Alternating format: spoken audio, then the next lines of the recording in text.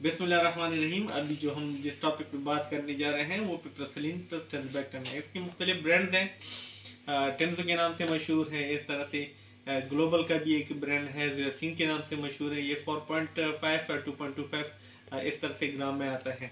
ज़्यादातर इसके लिए जो वायल यूज़ होता है वो ट्यूबुलर वायल यूज़ होता है। ठीक है, शीशी का जो वायल है वो यूज़ होता है। अच्छा, पिपरसलीन हमारे पास है ब्रॉड स्पेक्ट्रम पेनिसिलिन एंटीबायोटिक है। ठीक है, इसके साथ जो टेंजोबैक्टम लगता है तो इसका मतलब है कि ये बीटा लैक्टेमेज इनहिबिटर है। बीटा लैक्टेम रिंग होता है। ठीक है, बेसिकली आप जब पेनिसिलिन का फार्मूला देखते हैं तो उधर स्ट्रक्चर सारा देखें तो उधर बीटा लैक्टेम रिंग होता है।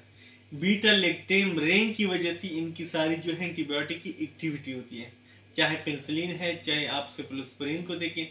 पेनिसिलिन में आपके पास ये मीरोपिनम के जैसे आते हैं, एक आता है कार्बापिनम का जो उसका है ग्रुप है, और साथ साथ जो पिपरसलीन है इस तरह से और भी आपके पेनिसिलिन में आते हैं। जो सेफलोस्पोरिन है उसमें आपके पास first second third generation fourth fifth और आजकल तो सिक्स जनरेशन भी आ गई, जिसमें सेफ्ट्रेक्सोन ज़्यादातर यूज होता है, सेफोपेराजोन है। इस तरह से इसमें है होता है बीटा लैक्टेम रिंग होता है।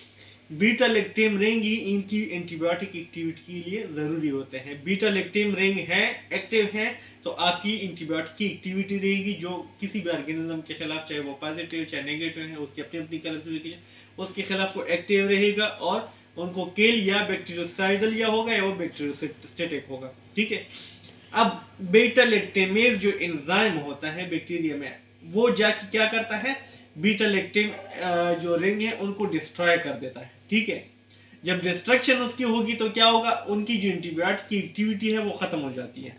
ठीक है, एंटीबायोटिक की जो एक्टिविटी है वो खत्म हो जाती है। अब इसका क्या तरीक़ाकार है कि उसको मेंटेन करने के लिए कि बीटा जो लैक्टेमेज है वो इनहिबिट हो जाए ताकि बीटा लैक्टेम की जो एक्टिविटी है वो बरकरार रहे और वो एक्टिव रहे। उसके लिए फिर साथ में कॉम्बिनेशन में टेंजोबैक्टम लगा दिया गया है। ठीक है, टेंजोबैक्टम जब लगता है वो बीटा लैक्टेमेज एंजाइम को इनहिबिट करता है। जब वो इनहिबिट करेगा तो उनकी जो एंटीबायोटिक एक्टिविटी है वो मेंटेन रहेगी। इसकी वजह से फिर चाहे बैक्टीरियोस्टेटिक हो या साइडल हो, वो एक्टिविटी इस तरह रहेगी। इस तरह से आपका एक और भी आता है एगमेंटीन का, उनके साथ भी आपका क्लेवोलानिक एसिड लगता है।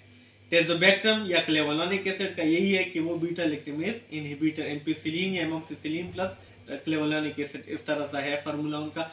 वो भी इस तरह से कि बीटा लैक्टेमेज इनहिबिट करता है, इनहिबिट करने की वजह से उनकी जो एक्टिविटी है वो बरकरार रहेगी। Thank you so much.